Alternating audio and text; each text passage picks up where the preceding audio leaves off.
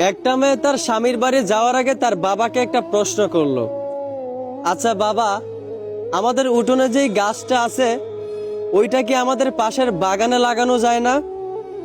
এই প্রশ্নের উত্তরে তার বাবা বলল, এই গাছটা 4 বছর পুরনো একটা গাছ।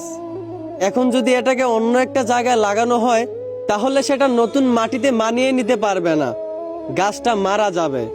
এই কথা শুনে মেয়েটা কাঁদতে কাঁদতে বলল, আচ্ছা বাবা, একটা 4 বছর পুরনো গাছ যদি তার জন্মস্থান ছেড়ে অন্য জায়গায় নিজেকে মানিয়ে নিতে না পারে, নতুন জায়গায় গিয়ে নিজেকে বাঁচাতে না পারে, তাহলে আমি তো তোমার ঘরে 22 বছর পুরনো একটা মেয়ে।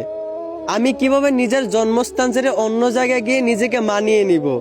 আমি কিভাবে নতুন স্বামীর ঘরে গিয়ে নিজেকে বাঁচিয়ে রাখবো? আসলে আমরা ছেলেরা মেয়েদের জীবনটা যতটা সহজ মনে করি ততটাও সহজ না। আমরা হয়তো ভুলে যাই আমাদের মতো ছেলেদেরকে যেই আল্লাহ বানাইছেন ওদের মতো মেয়েদেরকেও কিন্তু ওই আল্লাহই বানাইছেন। কারো জীবন সহজ কারো জীবন কঠিন বাবা, এটা কিন্তু ঠিক না। নিজের জায়গা থেকে সবাই সমান।